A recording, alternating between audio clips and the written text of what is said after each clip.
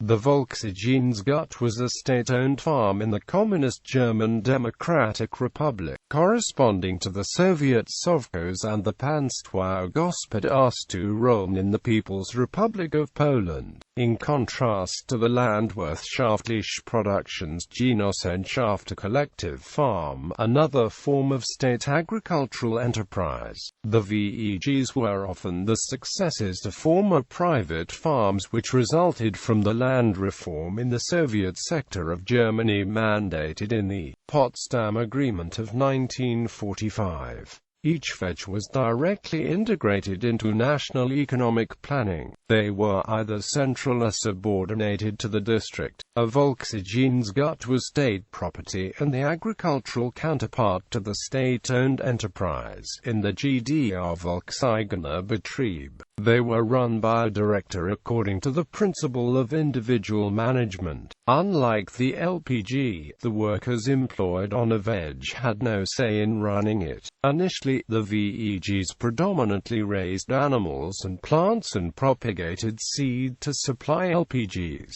In 1960, the approximately 690 VEGs had under cultivation approximately 6.3% of the available agricultural land in the GDR. However, in the course of the general concentration and specialization in agriculture, by 1980 the number had fallen to 385. As with the LPGs, so with the VEGs, in the late 1960s, a politically motivated separation of animal husbandry from arable farming was instituted. The VEBP and VEBT classifications arose. However, these were simultaneously amalgamated into larger units, so that the total numbers declined from 511 in 1970 to 465 in 1985, while the agricultural land under cultivation by the VEGs remained almost constant at approximately 440,000 hectares. Compared to the LPGs, in many cases the VEGs received preferential treatment, in the form of superior machinery and more capital investment, since they functioned as so-called pillars of the preferred working class on the land. In particular in the 1950s and 1960s,